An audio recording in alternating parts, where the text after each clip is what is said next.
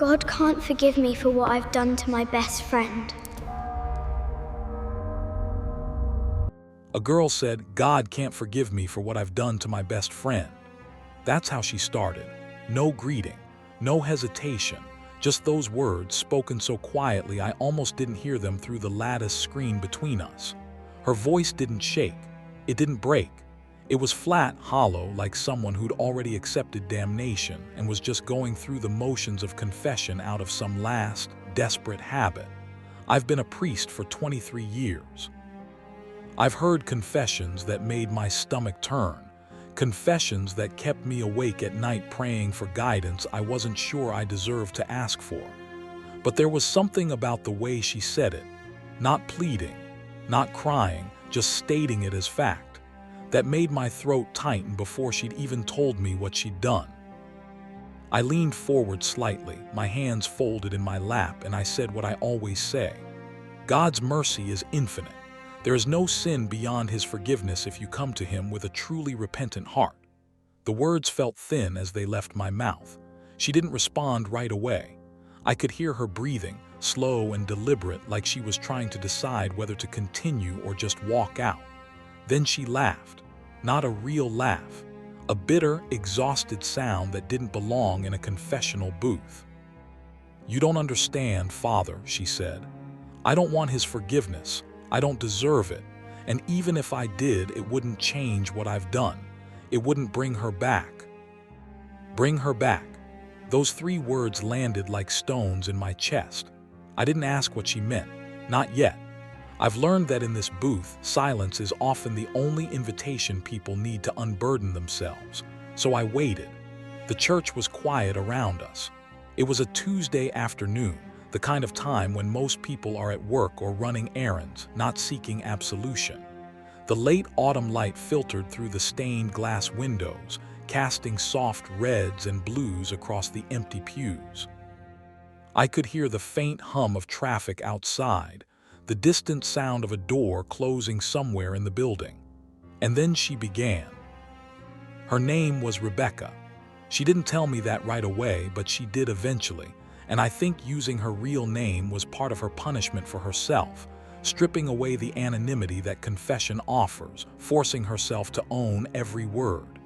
She was 26 years old, a graduate student, smart, driven, the kind of person who'd spent her whole life being told she was going places. She had a best friend named Claire. They'd met in college freshman year, randomly assigned as roommates in a cramped dorm room that smelled like old carpet and microwaved popcorn. Rebecca described Claire the way you describe a sister, a soulmate, someone who knew you so completely that words were often unnecessary. They weren't just close, they were inseparable. They finished each other's sentences.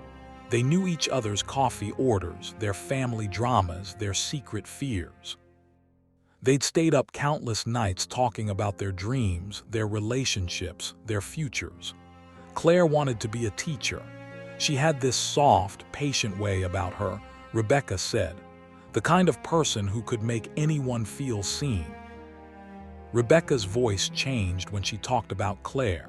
It softened, became almost tender, like she was handling something fragile. But there was pain underneath it. A rawness that told me she was forcing herself to remember these details, to feel them fully, because forgetting would be a mercy she refused to allow herself. She told me they did everything together. They traveled. They celebrated birthdays and holidays. They were made of honor at each other's hypothetical future weddings, the kind of friendship people write movies about. And then Rebecca met Daniel. Daniel was a PhD candidate in her department. Tall, charming, the kind of man who could make a room feel smaller just by walking into it. Rebecca noticed him first in a seminar, the way he spoke with confidence but not arrogance, the way he listened when others talked. She was drawn to him immediately, but she didn't act on it. Not at first. She was cautious, careful, the kind of person who thought things through. But Claire wasn't. Claire met Daniel at a department mixer Rebecca had dragged her to, and something happened between them that night. Rebecca saw it. The way they looked at each other. The way Claire laughed at something he said, her whole face lighting up in a way Rebecca hadn't seen in months. By the end of the evening, Claire had his number. Within 2 weeks, they were dating. Rebecca said she was happy for Claire. She said it with the kind of emphasis that told me she was trying to convince herself as much as me. She said Claire deserved someone like Daniel, someone who made her feel special, who saw her the way Rebecca saw her. But there was something else in Rebecca's voice when she talked about watching them together. A tightness, a hesitation. She didn't call it jealousy at first. She called it concern. E told herself she was just being protective, that she wanted to make sure Daniel was good enough for her best friend. But deep down, she knew. She knew what it really was. She started spending more time with them. Daniel would invite both of them out, and Rebecca would go, telling herself it was normal, that this was what friends did. But she began to notice things. The way Daniel would glance at her when Claire wasn't looking. The way his hand would linger on her shoulder just a moment too long when he greeted her. The way conversations between the three of them would sometimes feel like conversations between two, with Claire as the third wheel. Rebecca told herself she was imagining it. She told herself it was nothing. But then one night, after Claire had gone home early from a dinner because she wasn't feeling well, Daniel asked Rebecca if she wanted to stay for one more drink. She should have said no, she knew that. She said it to me 3 times in the span of a minute, her voice rising slightly like she was arguing with herself. I should have said no, Father. I should have just gone home. I should have texted Claire and checked on her. I should have done anything except what I did. But she stayed, and they talked. And somewhere in that conversation between the second and third drink, something shifted. Daniel leaned closer. Rebecca didn't pull away. He said something about how easy she was to talk to, how he felt like he could be himself around her. And Rebecca, sitting there in the dim light of that bar, felt something inside her crack open. She wanted him. She'd wanted him from the beginning. And in that moment, she let herself believe that maybe, just maybe, it was okay. They kissed that night. Just once in the parking lot outside the bar, Daniel's hands on her face, her heart pounding so hard she thought it might burst. And when it was over, when they pulled apart and stood there in the cold November air, Rebecca felt 2 things simultaneously, the most alive she'd felt in years and the most horrified. She went home and threw up. She sat on her bathroom floor until 3 in the morning, crying so hard she couldn't breathe. And then she made a decision. She told herself it was a mistake, a one-time lapse in judgment. She would never tell Claire. She would never let it happen again. She would bury it so deep that eventually it would feel like it never happened at all. But it did happen again and again. It became a pattern, a secret life that ran parallel to the one she showed the world. Daniel would text her late at night. They would meet in places where no one they knew would see them. Coffee shops in other neighborhoods. A hotel room once, just once, and Rebecca said she felt so sick afterward she couldn't eat for 2 days. She told herself every time that it was the last time. She told herself she would end it, that she would confess to Claire, that she would do the right thing, but she didn't. Because every time she was with Daniel, she felt something she couldn't name. Not just desire, not just excitement, something darker, a kind of power. The knowledge that she had something Claire didn't, that she was chosen in a way Claire wasn't. Claire never suspected. That was the worst part, Rebecca said. Claire still called her every day, still sent her memes and inside jokes, still asked her for advice about Daniel, about whether she thought he was the one. And Rebecca would sit there, phone in hand, and lie. She would say Daniel seemed great. She would say Claire was lucky. She would say all the things a best friend is supposed to say, and the whole time she felt like she was splitting in 2. There was the Rebecca who loved Claire, who would have done anything for her, who genuinely wanted her to be happy. And then there was the other Rebecca, the one who kissed Daniel in dark parking lots, the one who knew exactly what Claire's boyfriend's mouth tasted like. It went on for 4 months. 4 months of double lives and sleepless nights and a guilt so heavy Rebecca said she started losing weight, started avoiding mirrors because she couldn't stand to look at herself. And then Claire found out, not because Rebecca confessed, not because Daniel grew a conscience. Claire found out because she saw a text. Daniel had left his phone on the counter while he was in the shower, and Claire, sitting on his couch waiting for him, heard it buzz. She wasn't trying to snoop. She wasn't the kind of person who checked phones, but the screen lit up and there it was. A message from Rebecca, just 3 words, "I miss you." Rebecca's voice cracked for the first time when she told me this part. She said Claire called her immediately. She said she could hear it in Claire's voice before she even said anything. The confusion, the hurt, the realization dawning in real time. Claire asked her what the text meant. And Rebecca, sitting in her apartment with her hands shaking so badly she could barely hold the phone, tried. "Ed, to lie one more time." She said it was nothing. She said it was taken out of context, but Claire wasn't stupid. Claire had always been able to read her, and this time the silence on the other end of the line told Rebecca everything she needed to know. Claire knew. They met in person the next day. Claire insisted. She said she needed to hear it from Rebecca's mouth, needed to look her in the eye. So they met at a park near Claire's apartment, the same park where they used to go running together on weekends. It was raining lightly, the kind of cold drizzle that soaks through your clothes without you realizing it. Rebecca said Claire looked smaller somehow, like the betrayal had physically diminished her. They sat on a bench and Claire asked her one question: "How long?" Rebecca told her everything. She didn't see the point in lying anymore. She told her about the first kiss, the meetings, the months of deception. She told her she was sorry, that she never meant for it to happen, that she hated herself for it. And Claire just sat there, staring straight ahead, tears streaming down her face, not saying a word. When Rebecca finally stopped talking, Claire stood up. She looked at Rebecca for a long moment, and then she said something Rebecca would never forget. She said, "I don't know who you are anymore." Claire walked away that day, and Rebecca never saw her again. Not in person, not in the way that mattered. She tried. God, she tried, she called, she texted.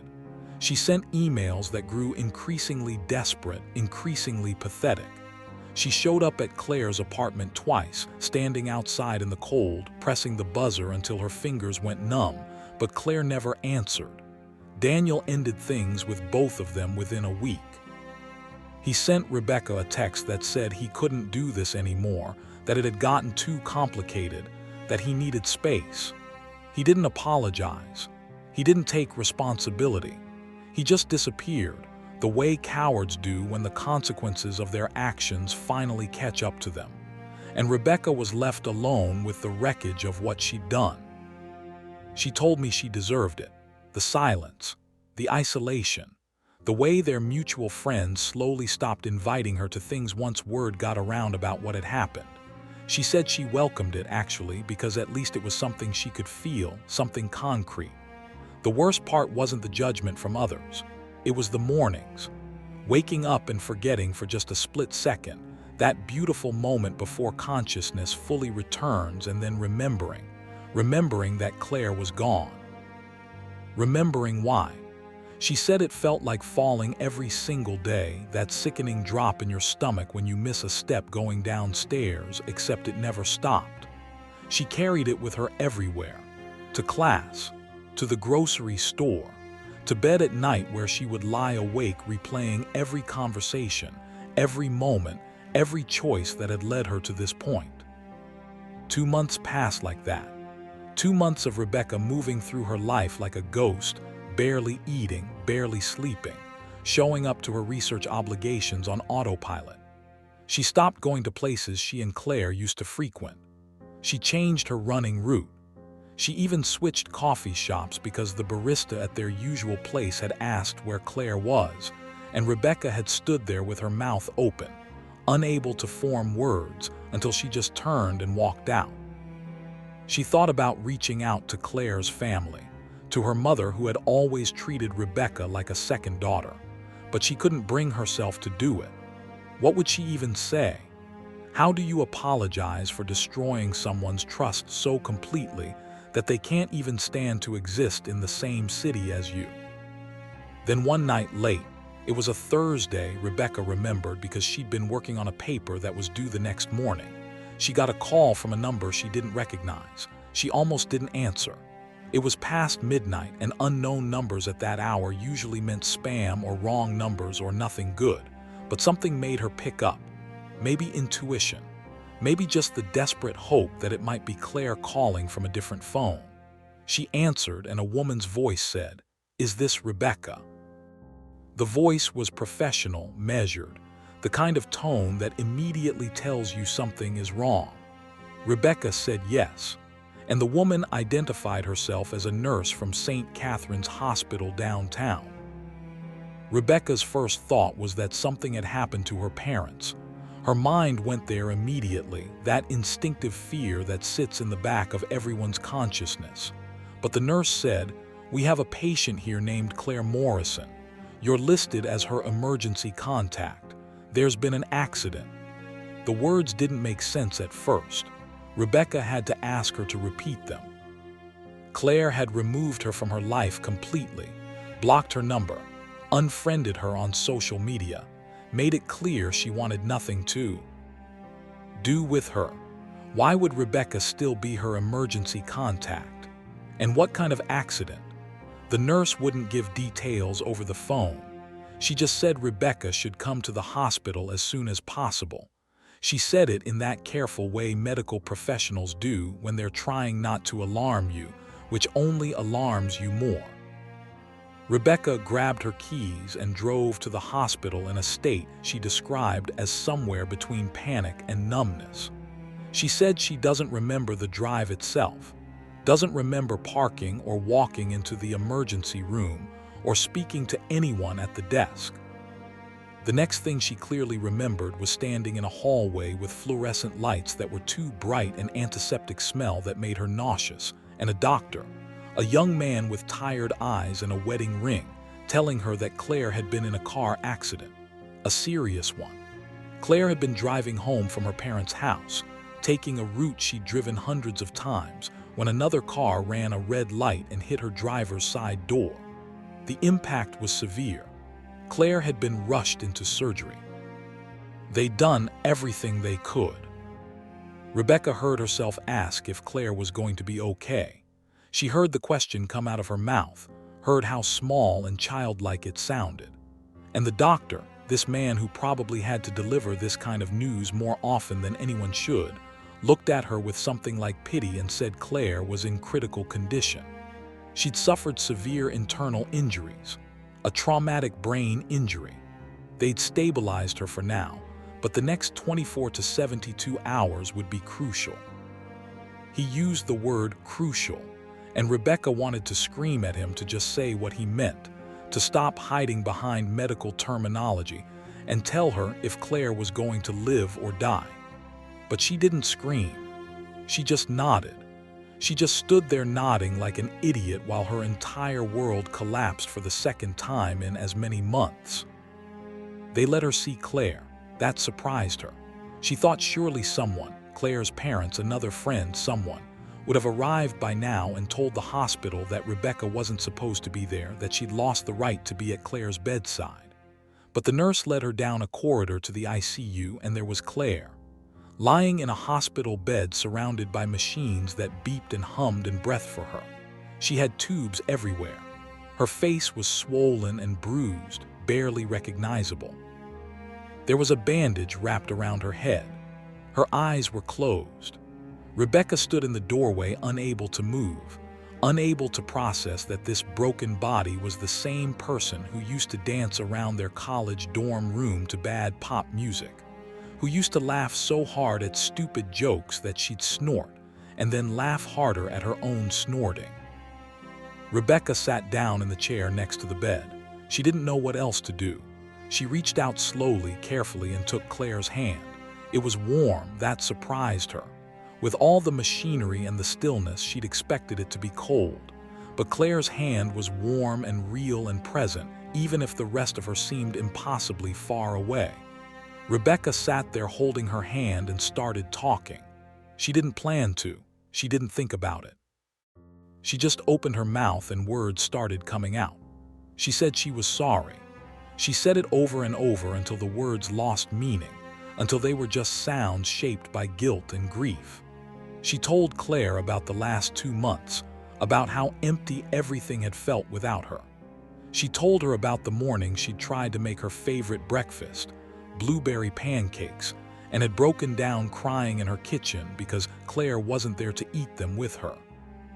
She told Claire everything she'd wanted to say since that day in the park, how she knew she'd destroyed the most important relationship in her life, how she understood if Claire never forgave her, how she didn't forgive herself, how every single day she wished she could go back and make different choices, be a different person, someone worthy of the friendship Claire had given her.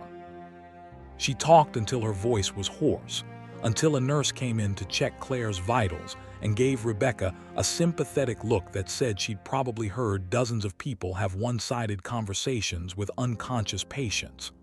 Rebecca asked the nurse if Claire could hear her.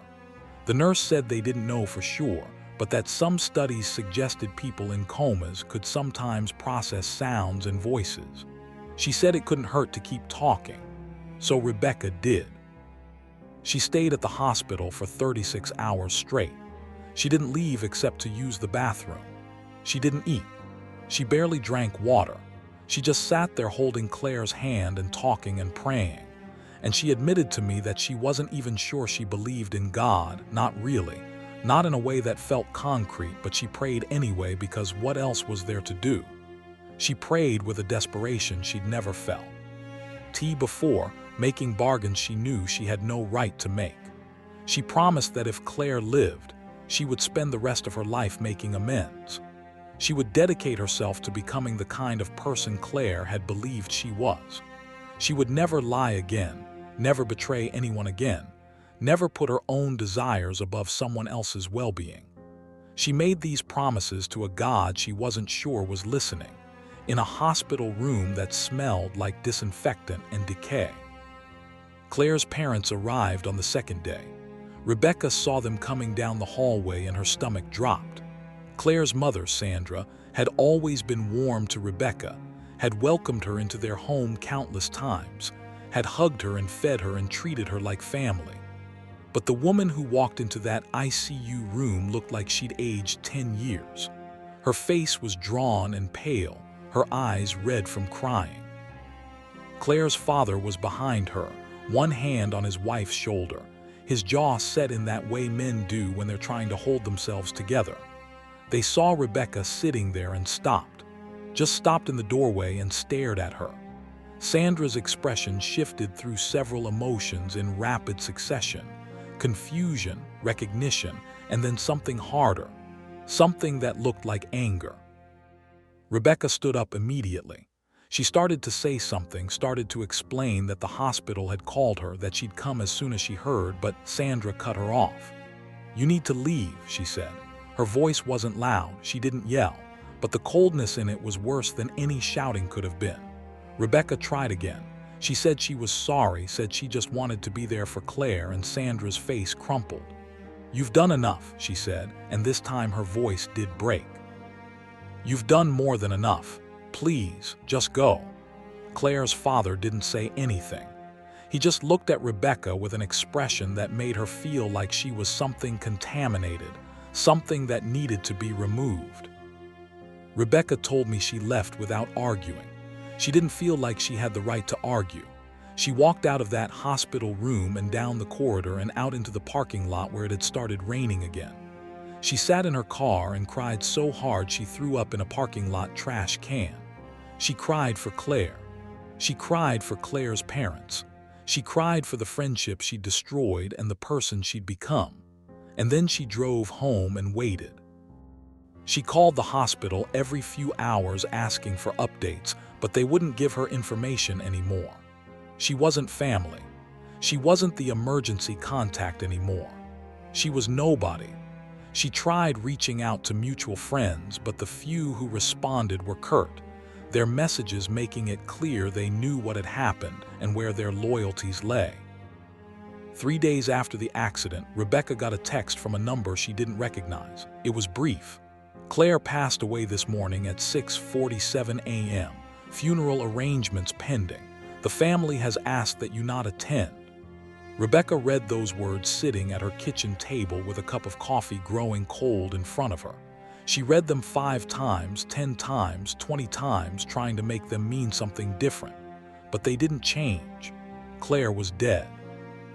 Claire was dead, and the last real conversation they'd had was in a park in the rain where Claire had looked at her with such profound hurt that Rebecca had felt it like a physical wound. Claire had died thinking Rebecca was someone who could betray her, who could lie to her for months, who could destroy everything they'd built together for something as meaningless as a man neither of them had ended up with. Rebecca told me she didn't go to the funeral. She honored that request at least. She said it was the least she could do, the absolute bare minimum of human decency after everything else she'd failed at. But she drove past the church on the day of the service. She parked down the street and watched people arrive. She saw Claire's parents. She saw friends from college. She saw Daniel, which surprised her. She wondered if he felt any of what she felt if he stayed awake at night replaying his choices, or if he'd managed to convince himself that it wasn't his fault, that he'd just been caught between 2 women, a victim of circumstance. She watched them all file into the church, and then she drove away. She went to the cemetery later that night after dark, after everyone had gone. She found Claire's grave by the light of her phone. Fresh dirt, fresh flowers. A temporary marker that would eventually be replaced with something permanent. She stood there for hours. She didn't know what to say, where to even start. So she just stood there in the dark and the cold and let herself feel it. All of it. The guilt, the grief, the knowledge that she had destroyed the most important person in her life, and that nothing she could ever do would bring her back or undo what she'd done. She thought about her life before. Claire, how empty it seemed now in retrospect. She thought about her life after Claire, how empty it was in reality. And she thought about what she'd done in between, the choices she'd made that had led her to this moment, standing in a cemetery talking to a person who couldn't hear her, who would never hear her again. Rebecca came to me 6 weeks after Claire's funeral. 6 weeks of existing in a state she described as purgatory, though she apologized immediately after using the word, saying she knew it was presumptuous to compare her suffering to any kind of theological concept when she'd brought it all on herself. I told her that pain is pain, that God doesn't measure our suffering on a scale of deservedness. But I'm not sure she believed me. I'm not sure I would have believed me either if I were in her position. She said those 6 weeks had been the longest of her life, longer than the months of the affair, longer than the 2 months after Claire had cut her off. This was different. This was permanent. There was no possibility of reconciliation anymore, no fantasy she could cling to about someday making things right. Death has a finality that even the worst betrayals don't have. At least when Claire was alive, there had been the theoretical possibility of forgiveness, even if it never came. Now there was just nothing. She told me she tried to go back to normal. That's what people do, isn't it? They suffer a loss and they try to return to their lives, to their routines, as if momentum alone could carry them through. She went back to her graduate program. She sat in seminars and nodded at appropriate times and turned in assignments that her professors said were acceptable, though not up to her usual standard. She went through the motions of being a person, but she said it felt like watching herself from outside her body, like she was a poorly programmed robot mimicking human behavior.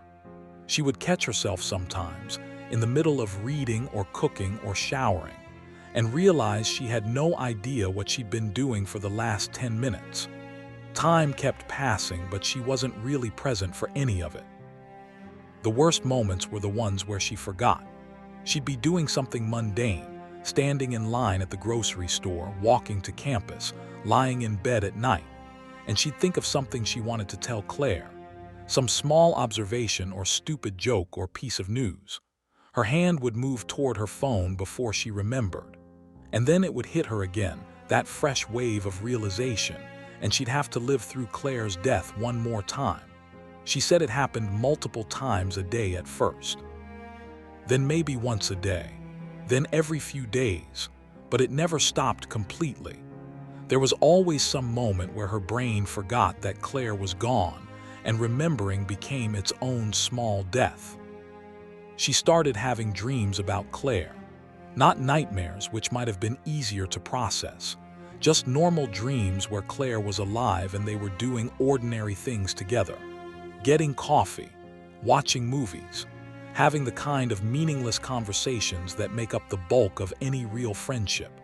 In the dreams, Rebecca would sometimes remember what had happened, the affair, the betrayal, but Claire had forgiven her. Or sometimes the betrayal had never happened at all, and they were just living in a version of reality where Rebecca had made different choices. She said waking up from those dreams was unbearable. That transition from a world where Claire existed and loved her to a world where Claire was dead and had died hating her. She started dreading sleep. She'd stay up as late as she could, drinking coffee at midnight, watching television shows she didn't care about, anything to postpone the moment when she'd have to close her eyes and risk seeing Claire again. People tried to help, a few people. Her mother called every week, and Rebecca could hear the worry in her voice, the careful way she asked how Rebecca was doing, if she was eating enough, if she wanted to come home for a visit. Rebecca always said she was fine. She couldn't tell her mother the truth. Her mother knew about the affair. Word had gotten back to her somehow, the way things do in their hometown, and she'd been disappointed but supportive in that way mothers are, saying everyone makes mistakes, that Rebecca would learn from this and move on. But her mother didn't know about Claire's death. Rebecca hadn't told her. She couldn't face having that conversation, couldn't face her mother's sympathy or her attempts to console her, because Rebecca didn't want to be consoled. She felt like she deserved to feel this way forever. Her academic advisor suggested she take a semester off. He'd noticed her performance declining, and he sat her down in his office one afternoon, surrounded by stacks of papers and books that smelled like old library, and told her kindly that sometimes people need time to process things. He didn't pry into what she was processing. He just said the offer was there if she needed it, that her funding would be secure, that she could return when she was ready. Rebecca thanked him and said she'd think about it, but she never seriously considered it. Taking time off meant having empty days to fill, meant being alone with her thoughts for longer stretches. At least her research gave her something to focus on, even if she was doing it badly. At least it was a reason to get out of bed in the morning. She tried therapy, one session. She sat in a comfortable chair in an office that was clearly designed to be non-threatening. Soft colors, plants in the corners, a white noise machine humming in the background, and a woman with kind eyes and an encouraging smile asked her what brought her in. Rebecca opened her mouth to explain and found she couldn't. How do you summarize what she'd done? How do you tell a stranger that you'd betrayed your best friend so thoroughly that the friend had removed you from her life, and then the friend had died? And now you were carrying around the weight of knowing that the last thing that person thought about you was that you were someone capable of profound cruelty. She managed to say something vague about grief and guilt, and the therapist asked gentle questions, but Rebecca could feel herself shutting down. She left after 45 minutes and never made another appointment. She thought about suicide. She admitted this to me in a whisper, like saying it too loud would make it more real. She said she never made a plan, never took any concrete steps, but the thought was there. Constant. Comforting almost in a terrible way. The knowledge that there was an exit if things became truly unbearable. She'd be lying in bed at 3 in the morning, staring at the ceiling, and she'd think about how much easier it would be to not exist. To not have to carry this guilt anymore, to not have to wake up every day to the knowledge of what she'd done. She said she didn't think she'd actually do it, but she wasn't entirely sure, and that uncertainty scared her more than the thoughts themselves. What scared her was that the only thing stopping her was the knowledge that killing herself would hurt her parents, and even that reasoning felt selfish. She was only staying alive to avoid causing more pain, not because she actually wanted to be alive. She stopped going to places where she might run into people who knew her and Claire. She stopped going to their favorite restaurants, their favorite bars, the bookstore they used to browse in for hours.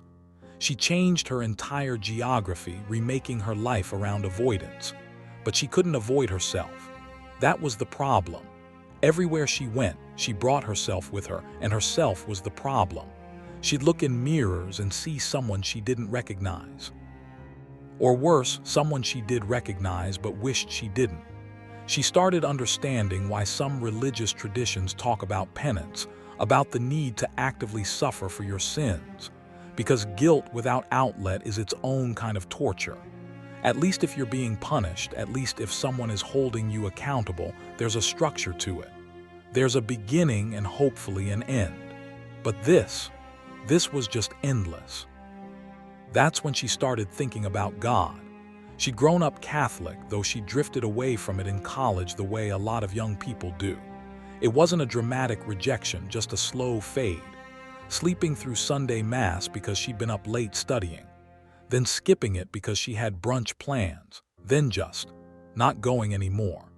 She told herself she still believed in the important parts, the core messages about love and compassion, even if she didn't need the ritual and structure. But now, sitting in her apartment at 2 in the morning, she found herself thinking about confession, about the concept of absolution, about the idea that there might be a way to articulate what she'd done and have someone tell her what comes next. She started going to Mass again. She'd slip into the back of a church near her apartment, not the campus chapel where people might recognize her, but a different one, a big downtown church where she could be anonymous.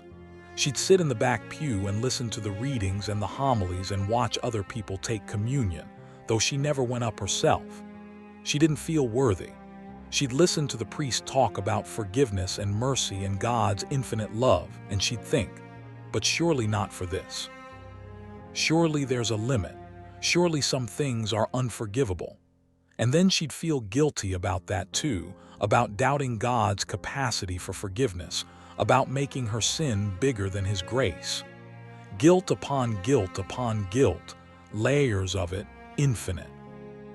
One Sunday, the priest, not me, this was a different church, a different priest, talked about Judas.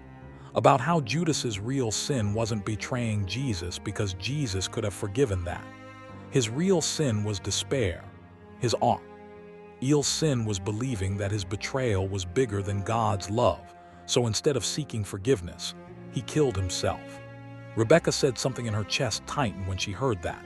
She sat there in that church pew with tears streaming down her face, not making a sound, and she thought, that's me.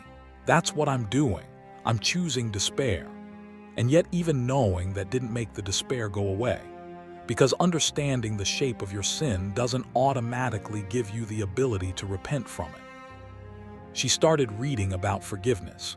She went to the library, the public library, not the university one, and checked out books on theology, on Christian concepts of grace and redemption, on Buddhist ideas about compassion and letting go.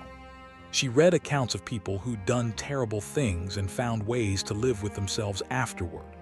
She was looking for a roadmap, some kind of instruction manual for how to be a person who destroyed someone they loved.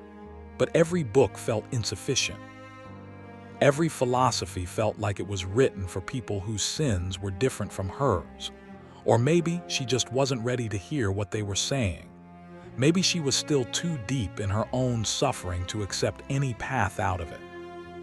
She thought about reaching out to Claire's parents, writing them a letter maybe, apologizing again more fully, explaining how sorry she was, how she'd give anything to undo what she'd done. But every time she tried to write something, it came out wrong. It sounded either too self-pitying, making her own suffering the focus, or too empty, just hollow words that could never match the magnitude of what she'd taken from them. And what right did she have to reach out to them anyway? They were grieving their daughter. The last thing they needed was to hear from the person who'd hurt that daughter in the last months of her life. So Rebecca kept the letters she wrote in a drawer and never sent them. Then one Tuesday, Rebecca was walking past a church, the one where we are now, where she eventually came to confess, and she saw the sign outside. Confessions, Tuesday and Saturday, 3:05 p.m. She stood there on the sidewalk staring at that sign for a long time. She'd walked past it dozens of times before and never really registered it. But this time, something made her stop. She looked at her phone. It was 3:30. She had no plans, no reason not to go in except her own fear. And underneath all the fear was something else. Something that felt almost like hope, though she wasn't sure she deserved to feel hopeful.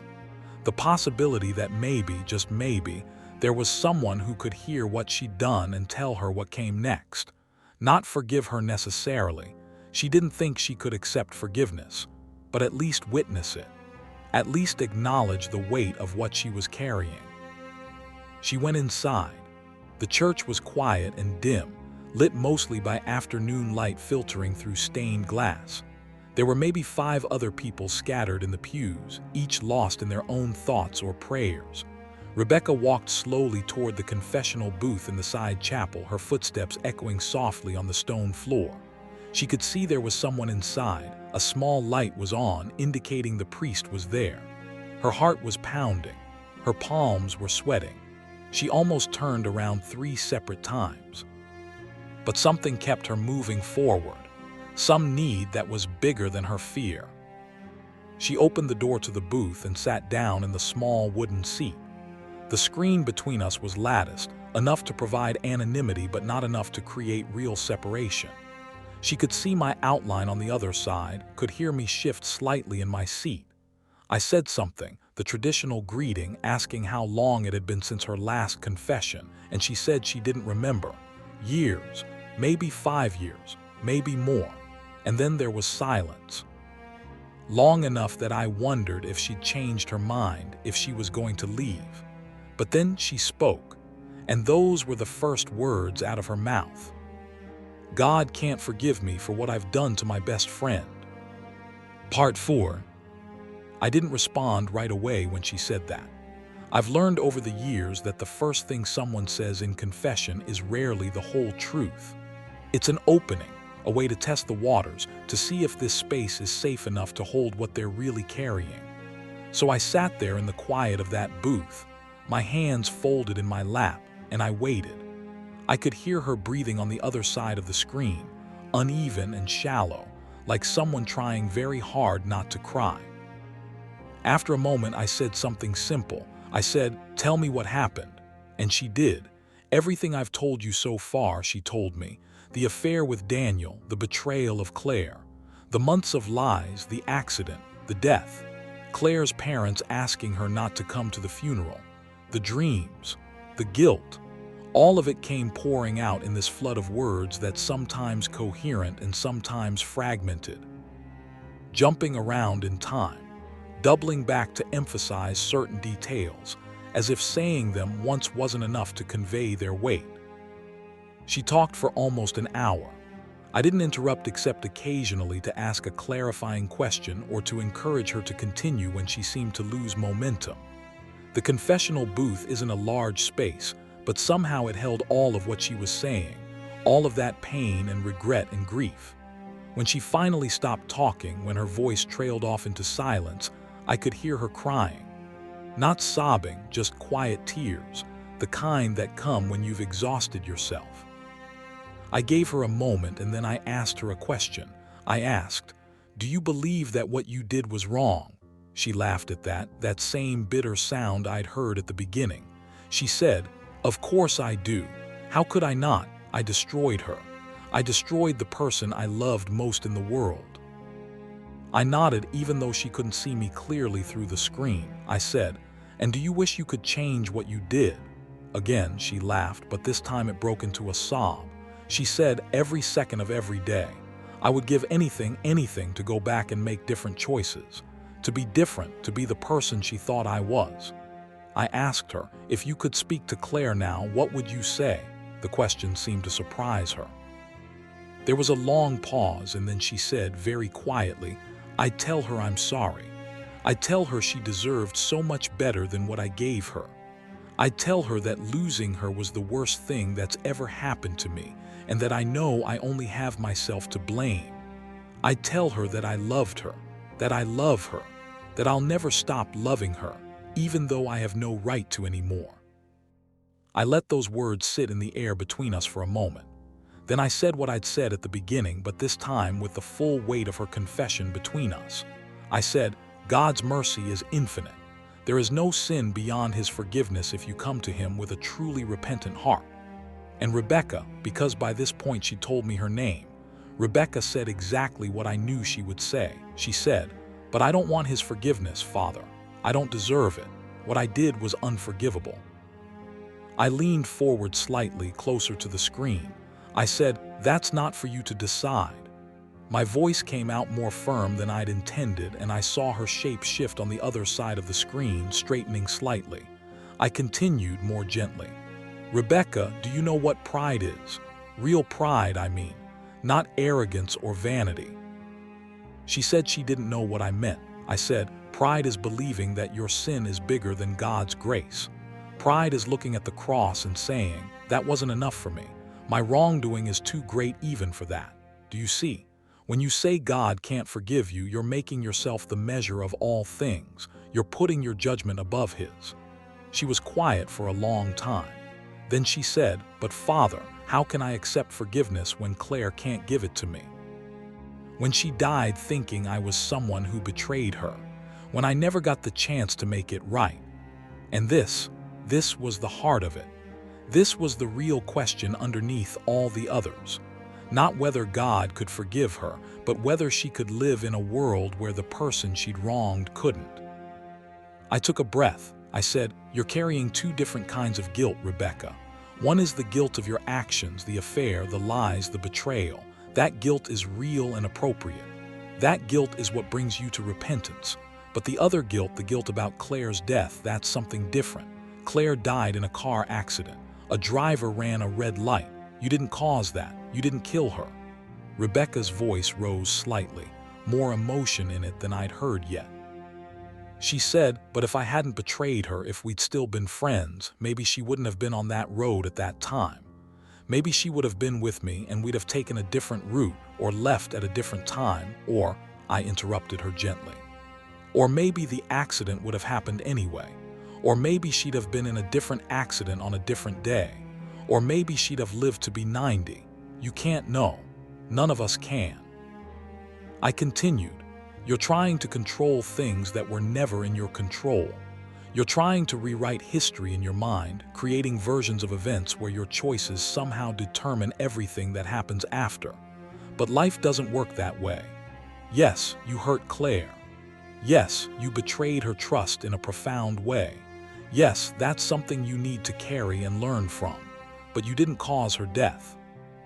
Those are two separate things, and you have to let yourself see them as separate or you'll never be able to move forward." Rebecca was crying harder now. She said, "But it feels connected. It feels like one long chain of causation that starts with me being selfish and ends with her being dead. How deep? Oh, I separate those things when they feel so tangled together." I thought about how to answer that. I said slowly, with time, with prayer, with the help of others, and with the acceptance that some questions don't have answers that will satisfy you, at least not in this life. I paused, then added, "Rebecca, can I tell you something? I've been a priest for 23 years.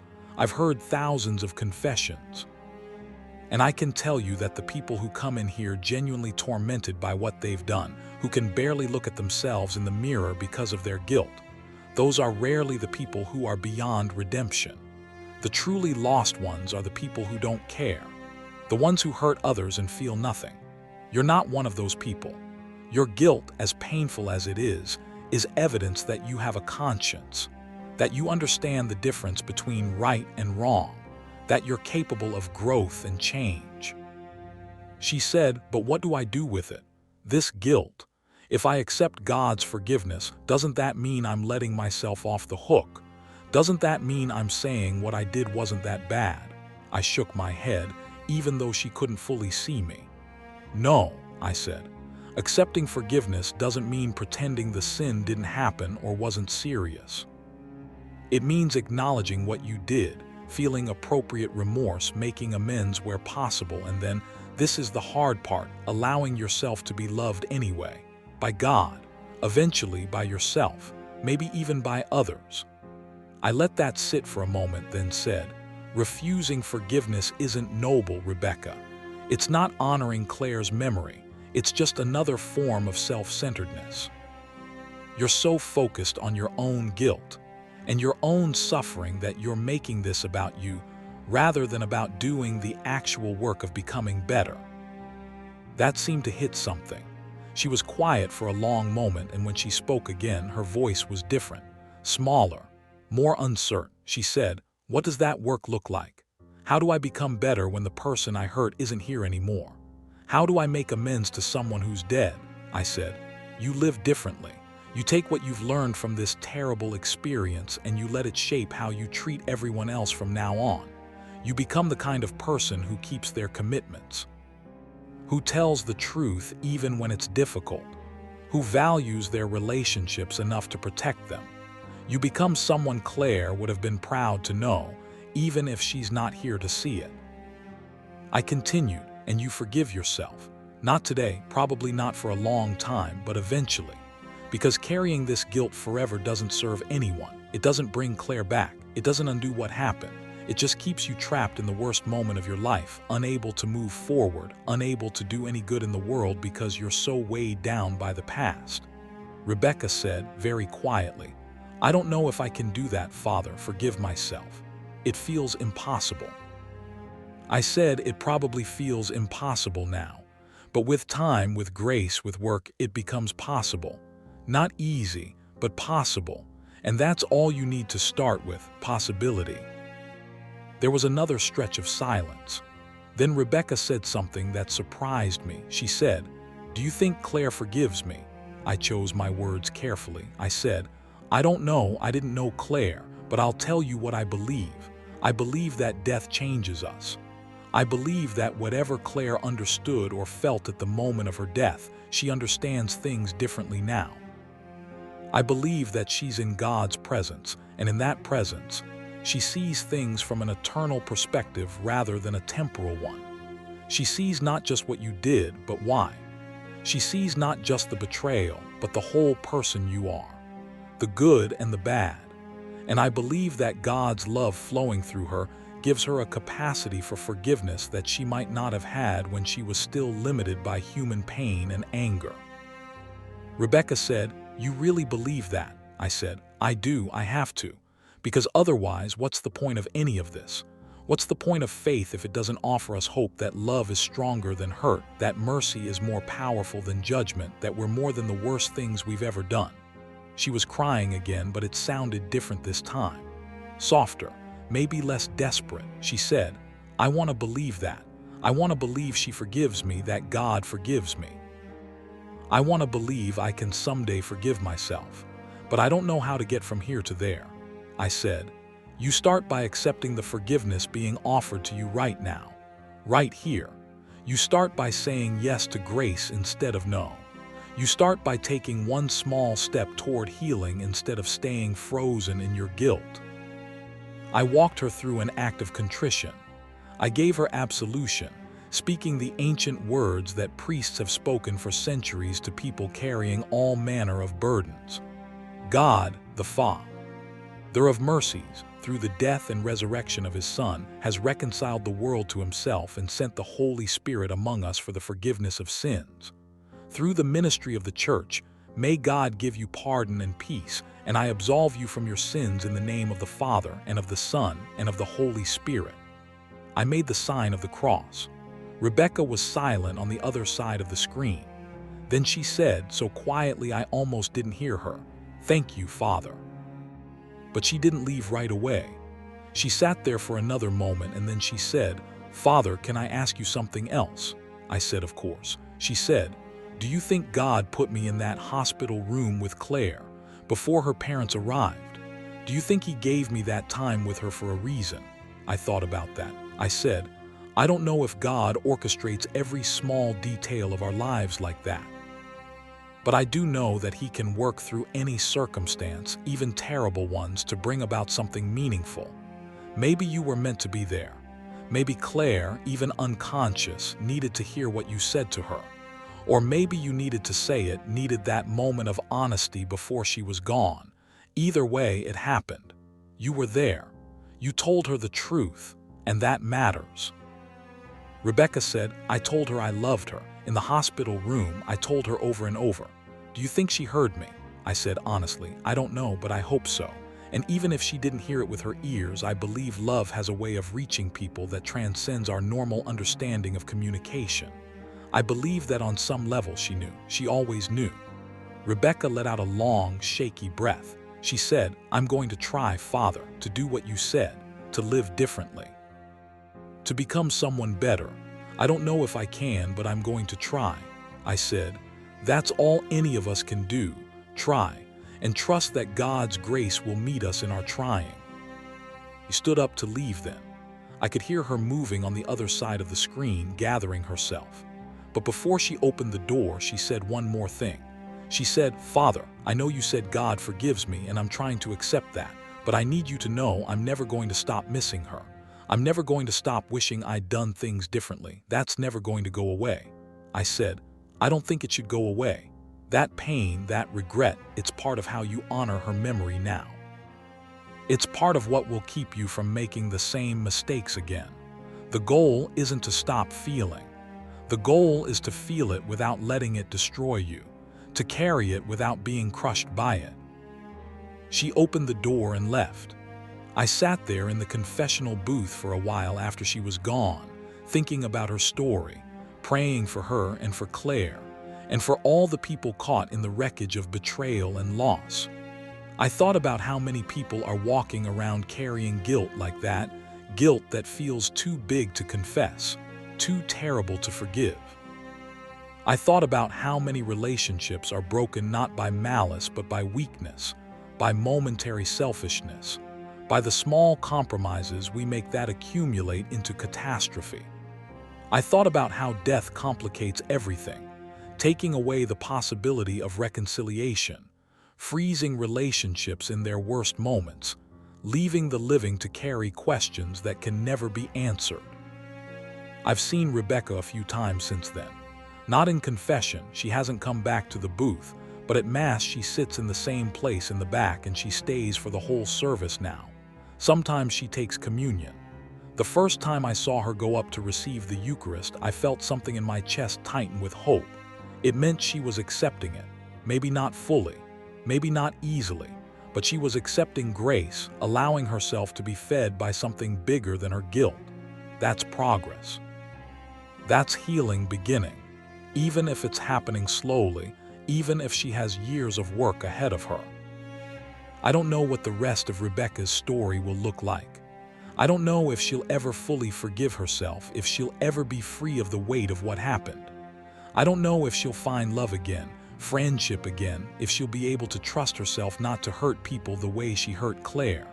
I hope so. I pray so. But ultimately, that's between her and God. All I could do was sit in that booth and listen, and offer her what the church has always offered people who come seeking absolution.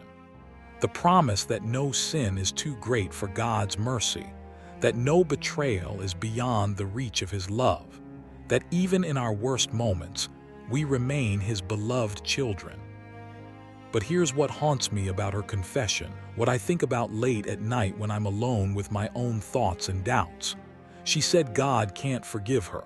Past tense, present tense, future tense can't. Not won't, can't. As if her sin was too big even for omnipotence. And I told her that was pride and I meant it. but I also understood. And because some of us hurt people we love and we have to live with that. We have to wake up every morning knowing we failed someone who trusted us. And the knowledge that God forgives us doesn't automatically translate into the ability to forgive ourselves. That's a longer journey, a harder one, maybe one that never fully ends. I've thought about Rebecca's story many times since that afternoon in the confessional, more than most confessions I hear if I'm being honest. Maybe because it touched something in my own experience. Maybe because the guilt she carried felt so familiar, even though the circumstances were different. We all have our Claires, don't we? People we've hurt, people we've failed, people who deserved better from us than what we gave them. The specifics change, but the fundamental human experience of betrayal and regret, that's universal. That's part of what it means to be broken people trying to love each other in a broken world. About 3 months after that first confession, Rebecca came to see me during office hours. Not in the confessional this time, but in my actual office in the parish building. She knocked tentatively on the door, and when I opened it, she looked nervous, like she wasn't sure if she was allowed to be there. I invited her in, offered her tea, which she declined. She sat in the chair across from my desk, her hands folded in her lap, and she said she'd been thinking about something I'd said during her confession. About making amends, about living differently. She said she'd been trying to figure out what that looked like practically, not just theoretically, and she wanted to talk to me about it. I asked her what she'd been thinking. She said she'd been volunteering. She'd found an organization that worked with at-risk teenage girls, providing mentorship and support, and she'd signed up to be a mentor.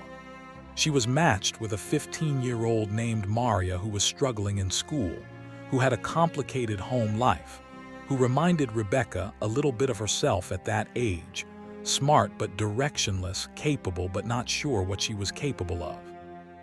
Rebecca said she'd been meeting with Maria once a week for the past month, helping her with homework, talking with her about college applications, just being present. And it was helping. Not fixing anything, not erasing the past, but giving her something to do with all the love she still had and no longer had anywhere to direct it. She said it felt right in a way she hadn't expected. Like maybe this was part of what I'd meant about becoming someone Claire would be proud of. She wasn't trying to replace Claire. She knew that wasn't possible. But she was trying to channel what Claire had taught her about showing up for people, about being reliable, about caring. She said Claire had been the most loyal person she'd ever known, and now Rebecca was trying to learn that loyalty, to practice it with someone who needed it. It wouldn't undo what she'd done. Nothing could, but it was something. It was a way of moving forward that felt purposeful rather than just existing in a fog of regret. I told her I thought that was beautiful. I told her that's exactly what redemption looks like in practice. Not a single moment of absolution, but a daily choice to live better, to love better, to show up for people in the ways we failed to show up before. She looked relieved when I said that, like she'd been worried I'd tell her she was doing it wrong, that volunteering with teenagers wasn't enough to make up for what had happened with Claire. But that's not how any of this works.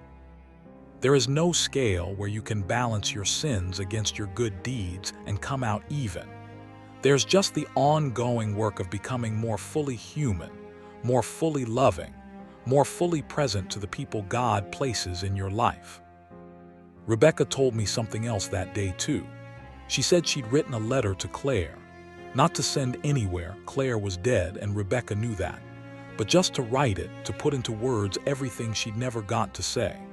She said she'd been carrying around so many unsaid things, conversations she'd rehearsed in her mind 1,000 times, apologies she'd crafted and recrafted, and finally she just sat down one night and written it all out, pages and pages of it.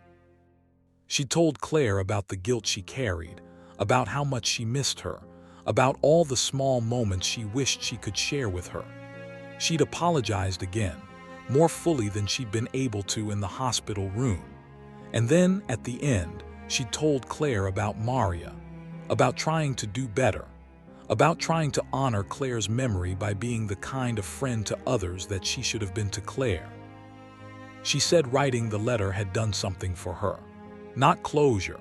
She hated that word, said it was too neat, too final for something as messy as grief, but something like release. Like she'd been holding her breath for months and finally exhaled. She'd folded the letter and put it in an envelope and written Claire's name on it, and now it was in a box in her closet. She said maybe someday she'd burn it in some ritual of letting go, or maybe she'd keep it forever. She didn't know. But having it exist, having her words to Claire exist in physical form, even if Claire would never read them, that mattered somehow. I asked her how she was doing with the dreams. She said they'd gotten less frequent but more intense. She still dreamed about Claire maybe once or twice a week, but now the dreams had changed. Sometimes in the dreams, Claire would talk to her. Not about the betrayal, the dreams never addressed that directly, but about other things. About Maria, about Rebecca's research, normal friendship conversations.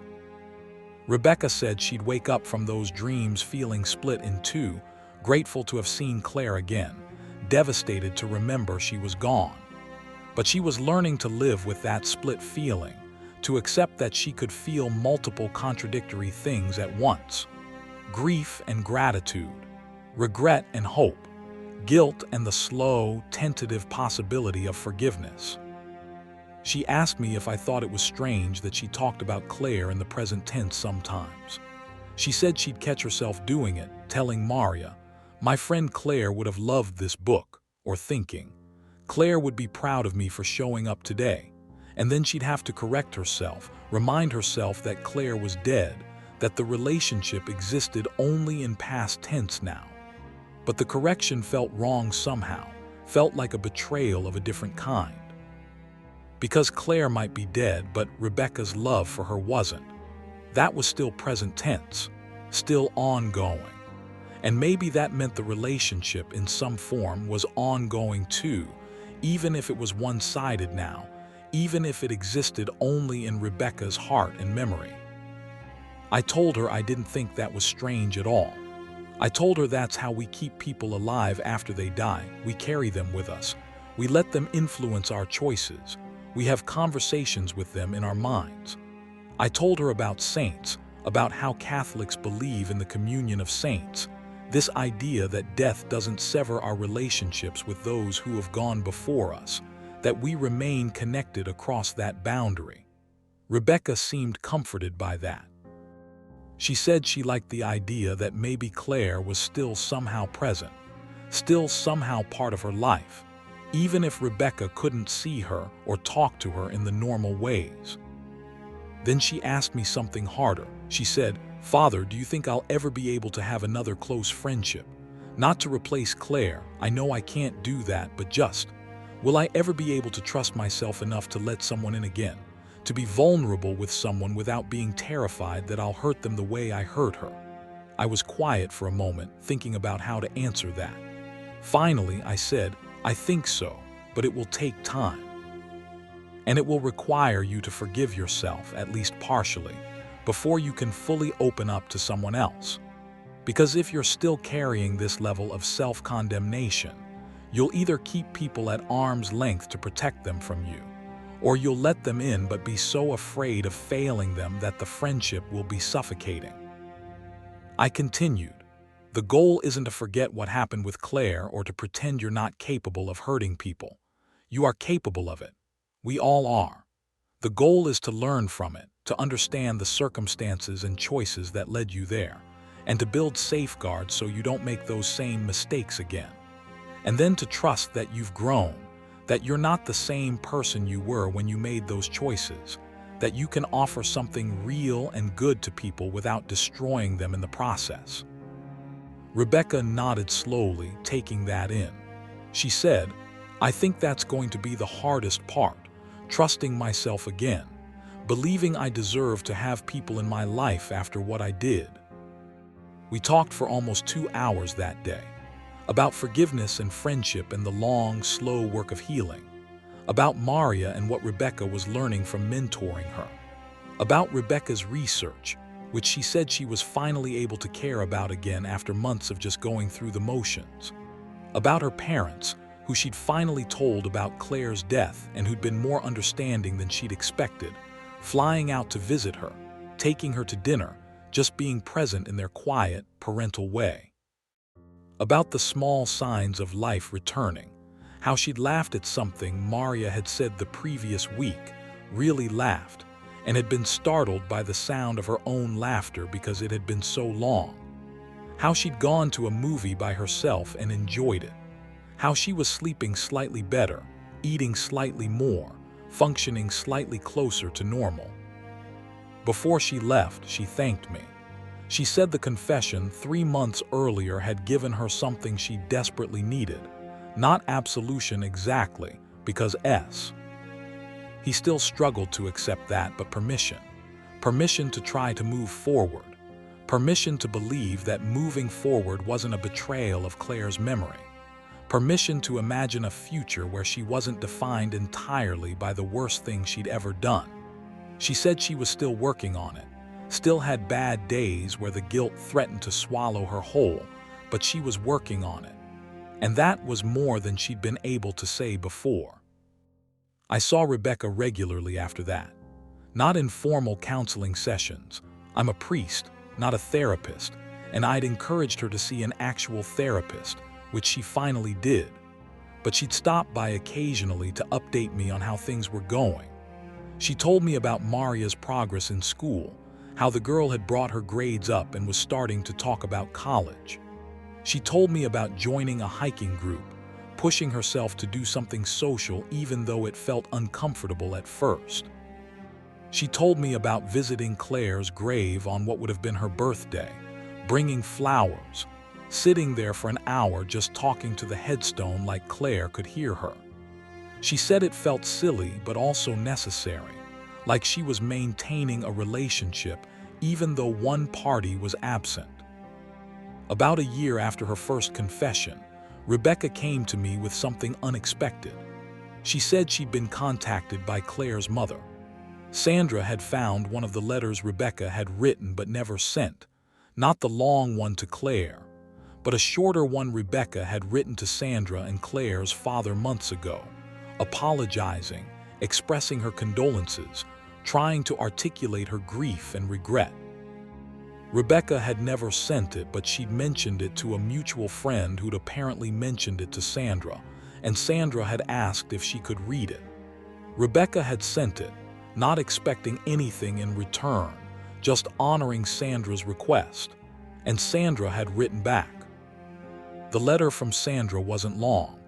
Rebecca showed it to me, her hands shaking slightly as she unfolded it.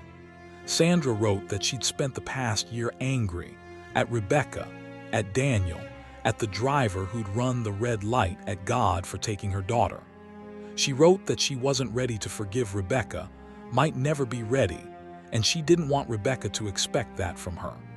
But she wanted Rebecca to know that she didn't hold Rebecca responsible for Claire's death.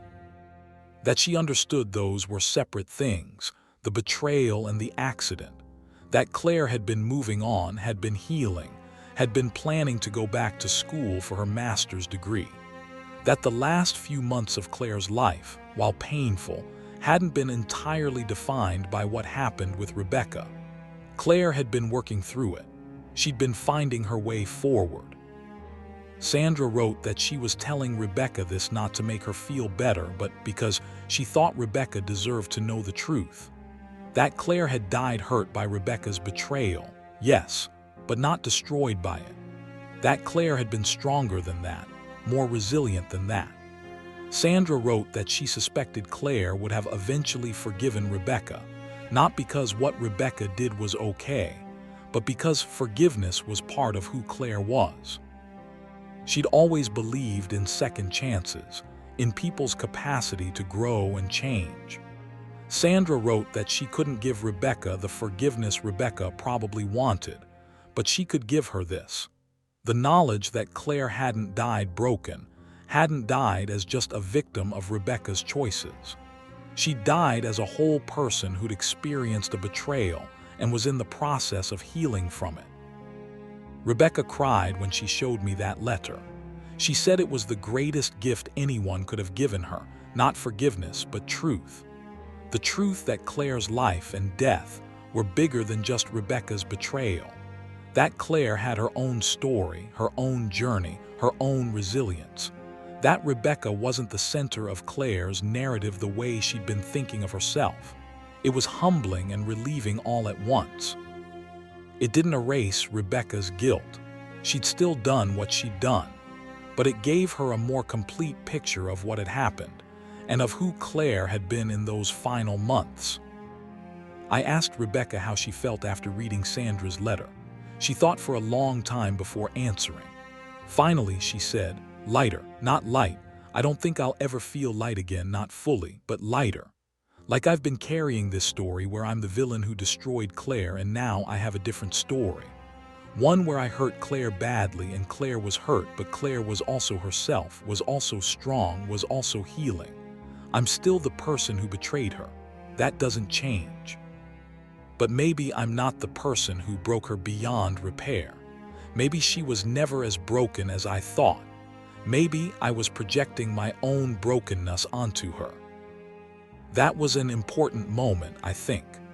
That realization that we often project our own pain onto the people we've hurt, imagining them as more destroyed by our actions than they actually are. Not because what we did wasn't harmful, it was, but because we need to believe our actions had enormous consequences to justify the enormous guilt we feel. Sometimes the truth is more complicated. Sometimes people are hurt but not destroyed. Sometimes they heal in ways we never get to see. Sometimes our betrayals, while real and painful, aren't the defining feature of someone else's life the way they become the defining feature of ours. Rebecca started sleeping better after that. She told me the nightmares had mostly stopped, replaced sometimes by dreams where she and Claire were just coexisting peacefully, not necessarily talking, not necessarily reconciling, just being in the same space without conflict. She said those dreams felt like a gift, like some part of her subconscious was trying to tell her it was okay to imagine peace, even if that peace had never existed in reality before Claire died. She was still seeing her therapist regularly, still mentoring Maria, who was now 16 and making plans to apply to colleges, still going to Mass most Sundays, still doing the daily work of living as someone who'd done something terrible and was trying to do better. She asked me once if I thought God had forgiven her. Not hypothetically, she knew the theological answer, but actually, specifically, personally. Did I think God, looking at her life, at her choices, at her ongoing struggle with guilt, had extended forgiveness to her? I told her yes. Without hesitation, yes. I told her that I believed God had forgiven her the moment she asked, the moment she sat in that confessional booth and poured out her heart. But I also told her that divine forgiveness and human peace are two different things. God could forgive her instantly, but she would need years to accept that forgiveness, to internalize it, to let it change how she saw herself. That was okay. That was normal. That was the human side of grace. Part 6. 2 years after Rebecca's first confession, something shifted. I could see it in the way she carried herself when she came to Mass, in the way she spoke when we talked, in something softer in her expression. The guilt was still there. I don't think it ever fully left, but it no longer seemed to be crushing her. She'd learned to carry it differently, the way you learn to carry any chronic weight. Not easily, but manageably. She'd integrated it into who she was rather than letting it be the only thing she was. She told me she'd gotten a job offer, a postdoctoral position at a university across the country. Good opportunity, good research lab, good colleagues. She was thinking about taking it. She said part of her felt like running away, like leaving this city, and all its memories of Claire would be taking the coward's way out. But another part of her felt like maybe a fresh start was exactly what she needed. Not to forget, she'd never forget, but to build a new life in a place that wasn't saturated with reminders of what she'd lost. She asked me what I thought. I told her I thought God doesn't always call us to stay in the places where we've sinned. Sometimes He calls us to go somewhere new and practice what we've learned. Maria was getting ready to graduate high school by then. Rebecca had been mentoring her for almost 2 years, and the girl had transformed. She'd gotten into 3 colleges, was planning to study education, wanted to be a teacher, just like Claire. Rebecca said she'd never told Maria about Claire, not the full story anyway. She'd mentioned having a best friend who died, but she'd never explained the betrayal, the guilt, the complexity of it all. But somehow, watching Maria choose teaching, watching her talk about wanting to help kids the way she'd been helped, Rebecca felt like Claire was present in it. Like some part of what Claire had been, that patience, that dedication to helping others, was continuing through Maria and through Rebecca's relationship with Maria. Rebecca said she'd finally written to Claire's parents again. Not just Sandra this time, but both of them. She'd thanked them for the letter Sandra had sent, told them about Maria, about the mentoring, about trying to live in a way that honored Claire's memory. She said she didn't expect them to respond, and they didn't. But writing it, sending it, felt important. Felt like acknowledging that they'd lost something real and permanent, and that Rebecca would carry the weight of her role in Claire's last difficult months for the rest of her life.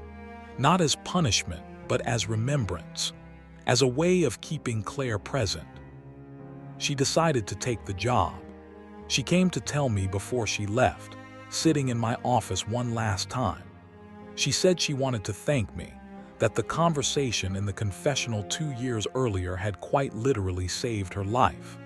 She said she'd been so close to giving up, to deciding that living with that much guilt was unsustainable, and I'd given her a framework for you.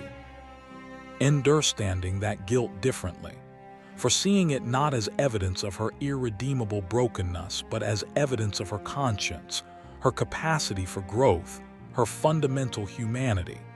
She said she still struggled, still had days where the weight of what she'd done felt unbearable, but she had more good days than bad days now. And that was something. I asked her if she'd forgiven herself. She laughed, a real laugh this time, not bitter, and said, "I don't know if that's even the right question anymore, Father. I think I've accepted myself. Accepted that I'm someone who's capable of both deep love and deep betrayal.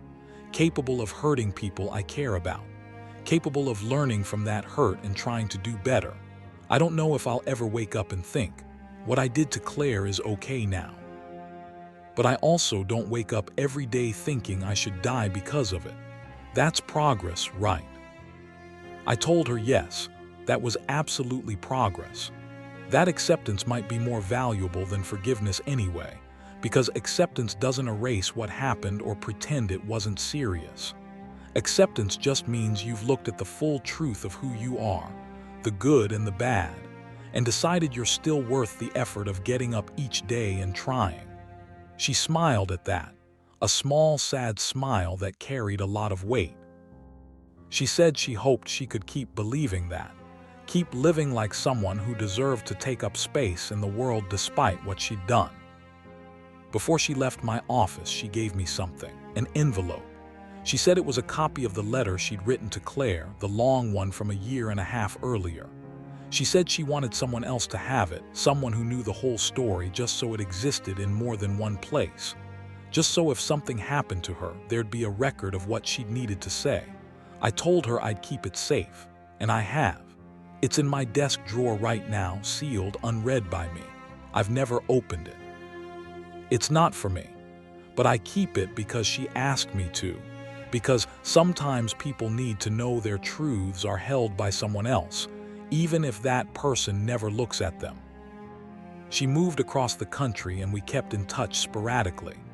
Emails every few months, sometimes a phone call. She told me about her new research, about the colleagues she was meeting, about slowly building a social life in her new city. She said she'd found a church there, a small parish where nobody knew her story, and she'd started going to confession regularly. Not always because she had something new to confess, but because she found the ritual comforting, the structure of naming where she'd fallen short and receiving absolution. She said it was helping her develop a different relationship with guilt, not as this overwhelming, crushing force, but as information, as feedback about where she needed to grow. About 6 months after she moved, she called to tell me she'd met someone, a woman named Jennifer who worked in the university library.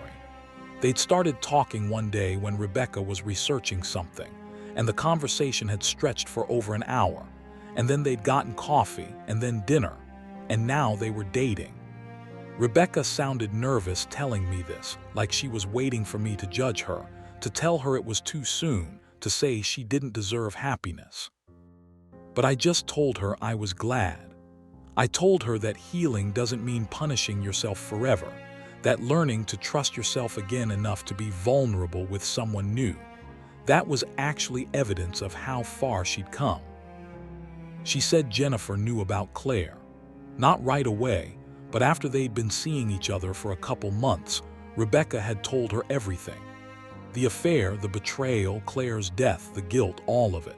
She said she'd been terrified Jennifer would end things, would decide Rebecca was too damaged, too much work, too defined by past mistakes.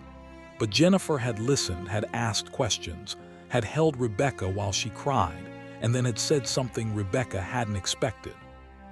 She'd said, "Thank you for trusting me with that. I know that must have been hard to share." Not "I forgive you," or "it's okay," or any of the things Rebecca had been bracing herself to hear. Just acknowledgement that Rebecca had been vulnerable, and that vulnerability was a gift. Rebecca said dating Jennifer was teaching her things about herself she hadn't known, that she was capable of being honest, even when honesty was terrifying, that she could show someone her worst parts and not be rejected, that she could feel happy without immediately sabotaging it out of some belief that she didn't deserve happiness. She said there were still moments where the guilt would surge up, where she'd be laughing at something Jennifer said, and then suddenly think of Claire and feel sick, feel like she had no right to this joy when Claire was dead. But Jennifer was patient with those moments, would hold space for Rebecca's grief without making it about without making Rebecca feel like she needed to choose between her past and her present. A year into their relationship, Rebecca and Jennifer moved in together. Rebecca called me before making that decision, wanting to talk it through, wanting to make sure she was doing it for the right reasons and not just rushing into something to prove she was healed when she wasn't. We talked about what commitment meant, about the difference between running from your past and building a future, about how you know when you're ready to make yourself vulnerable to someone new. I told her I couldn't make the decision for her, but from everything she'd told me, it sounded like she'd done the work, that she understood herself and her patterns in ways she hadn't when she was with Daniel and Claire. That was the best foundation anyone could have. She sent me a photo of their apartment after they moved in. It was small but full of light, with plants in the windows and books everywhere, and a general sense of being lived in and loved. She said it felt like home in a way nowhere had felt since college, since those early days with Claire before everything fell apart. She said she'd put up a small photo of Claire in her study, a picture from their sophomore year where they were both laughing at something, faces pressed together. She said Jennifer had been the one to suggest it, to make sure Claire had a place in their home, and Rebecca had cried when she'd hung it up. Not from guilt this time, but from gratitude. Gratitude that Jennifer understood that Rebecca's past wasn't something to hide or be ashamed of, but something to integrate and honor. Maria graduated college and became a teacher, just like she'd planned. Rebecca flew back for her graduation, sat with Maria's family, watched this young woman she'd mentored walk across the stage and accept her diploma. Maria had asked Rebecca to speak at a small celebration afterward, and Rebecca told me she'd almost declined, feeling like she didn't deserve that kind of recognition, but Maria had insisted. So Rebecca had stood up in front of Maria's family and friends and talked about what it had meant to watch Maria grow, to be trusted with her struggles and her dreams, to see her become this capable, confident young woman. She didn't mention Claire, but she thought about her the whole time. Thought about how Claire had wanted to be a teacher, how she'd had that same quality Maria had, that genuine care for others, that desire to help people become their best selves. After the celebration, Maria pulled Rebecca aside and thanked her. She said Rebecca had shown up for her when almost no one else had believed in her when she didn't believe in herself. She said she wanted to be that person for her future students. Rebecca told me she'd barely held it together, had cried the whole flight home, but they were different tears. Not just grief, though that was there, but also purpose. The sense that maybe all the pain she'd experienced, all the growth that had been forced on her through losing Claire, had equipped her to help someone else. It didn't make what happened with Claire okay. Nothing could do that. But it gave it meaning. It created something good from something terrible. 3 years after her first confession, Rebecca got engaged. Jennifer proposed on a hiking trip on a mountain overlook with the sun setting behind them. Rebecca called me that night, voice shaking with joy and disbelief and lingering guilt all mixed together. She said, "Father, I'm going to get married." Me, the person who destroyed her best friend's relationship, who betrayed the person she loved most in the world. I'm going to marry someone who knows all of that and loves me anyway. How is that possible? I told her it was possible because she'd done the work, because she'd faced what she'd done, carried the weight of it, learned from it, and become someone different. Not perfect, none of us are perfect, but honest, present, capable of commitment in ways she hadn't been before. She asked if I would officiate the wedding. I told her I was honored, but that I wasn't sure I could. They were in a different state, different diocese, and there were logistics to consider. But I said I would absolutely attend if she wanted me there. She said she did, very much. She said I'd been witness to the worst period of her life, and she wanted me to be witness to this, to see that people could come back from terrible mistakes, that grace was real, that transformation was possible. I told her I would be there, and I was. 6 months later, I sat in a small church in Colorado and watched Rebecca marry Jennifer in a ceremony that was simple and beautiful and full of light. During the reception, Rebecca found me and asked if we could talk privately for a moment. We stepped outside onto a patio where you could see mountains in the distance. She said, "Father, I need to tell you something. Claire is here today. Not literally, obviously, but I feel her here.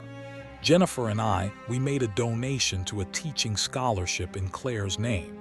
We didn't tell anyone, didn't make a big announcement. We just did it because it felt right. Because Claire should be part of this somehow. Because I wouldn't be the person Jennifer is marrying if Claire hadn't been in my life, and if I hadn't lost her the way I did." She continued, "I'll never stop missing her. I'll never stop wishing I'd made different choices. But I think I've finally accepted that I can miss her and still live, that I can carry this guilt and still experience joy, that I can honor her memory and still build a future. Does that make sense?" I told her it made perfect sense. I told her that's exactly what healing looks like. Not forgetting, not erasing, but integrating. Taking the pain and the lessons and the love and weaving them into who you become. She hugged me then, and I felt how much lighter she was than that afternoon in the confessional 3 years earlier. Not without weight, she'd always carry Claire, but not crushed by it. I think about Rebecca sometimes when I'm in the confessional booth with someone else. When someone comes in carrying guilt they think is too big for God to forgive, too big for them to survive. I think about how broken she was and how whole she became, slowly, imperfectly, but genuinely. I think about Claire too, this woman I never met but who shaped so much of Rebecca's life, both in friendship and in loss. I pray for her soul, hoping that wherever she is, she knows that her life mattered, that her friendship meant everything to someone, that even her death, tragic and untimely, became part of a story of redemption. The last time I talked to Rebecca was a few months ago. She and Jennifer are thinking about adoption, about becoming parents. Rebecca said it terrifies her, the idea of being responsible for a child, of potentially failing them the way she failed Claire. But Jennifer reminds her that she's not the same person she was then, that she spent years learning how to show up for people, how to be honest, how to put others' needs above her own desires. Rebecca said she's starting to believe that. Starting to trust that the person she's become is someone who could be a good parent, who could teach a child about integrity and accountability, and the possibility of growth after failure. She asked me one last question during that conversation. She said, "Father, do you think God put all of this in my life for a reason? The affair, Claire's death, all of it. Do you think it was part of some divine plan?" I thought carefully before answering. I said, "I don't know if God plans tragedies. I think we live in a world where people have free will and accidents happen and suffering exists. But I do believe God can work through anything, even our worst mistakes, even our deepest losses, to bring about growth and meaning if we let Him. You made terrible choices. A driver ran a red light. Those were human actions, human tragedies. But God met you in that confessional booth and has been walking with you ever since, helping you become someone who could turn pain into purpose. That's grace. That's redemption. Not the erasing of what happened, but the transformation of who you are because of it." She was quiet for a moment. Then she said, "I wish Claire was here to see it, to see who I've become, to meet Jennifer and Maria and maybe someday my kids. I wish I could show her that I learned that her life and our friendship mattered enough to change me." I told her, maybe she can see it. Maybe that's part of what heaven is, seeing the full story, not just the painful chapters, but how everything unfolds. And maybe she's proud of you. Maybe she's been pulling for you all along. Rebecca's voice was thick when she responded. She said, "I hope so, Father, I really hope so." That's where Rebecca's story stands now. Still unfolding, still being written. She's not the same person who sat in that confessional booth 3 years ago and told me God couldn't forgive her. She's not the person who betrayed Claire either, though she carries that person inside her, remembers her, learns from her. She's someone new, someone who's been broken and has let God put her back together differently than she was before. Someone who knows her capacity for both harm and healing, and who chooses healing daily, even when it's hard, even when the guilt surges up and threatens to pull her under. I tell you this story not because it has a neat ending. It doesn't. Rebecca still struggles. She still has days where she's overwhelmed by what she did and what she lost. She still dreams about Claire and wakes up crying. But she also has joy. She has love. She has purpose. She's learned to hold all of it at once. The grief and the gratitude, the regret and the hope, the past that can't be changed and the future that's still being created. That's what it means to be human. That's what it means to live in the space between sin and grace, between what we've done and who we're becoming. When people ask me if I believe in redemption, I think of Rebecca. I think of her sitting in that confessional booth, her voice flat with despair, saying God couldn't forgive her. And then I think of her 3 years later, getting married, mentoring young women, considering adoption, living a full life while still carrying Claire with her. Not because she deserved redemption. None of us deserve grace. That's the whole point. But because she accepted it. Because she did the painful work of looking at what she'd done, feeling the full weight of it, and then choosing to believe that she could still become someone worth being. That's all any of us can do. Look at our worst selves honestly, grieve what we've destroyed, and then get up and try again.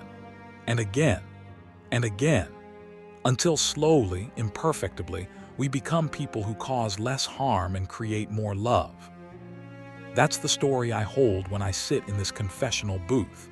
The story of a girl who said God couldn't forgive her for what she'd done to her best friend, and who learned, slowly and painfully, that God's grace is bigger than our worst moments. That healing is possible even when reconciliation isn't. That we can honor the people we've hurt by becoming better, by living with integrity, by choosing love over selfishness in every small daily decision. Rebecca's story isn't finished. None of our stories are finished until we breathe our last breath, but it's a story of hope. And in this booth, in this church, in this broken world, hope is what we need most.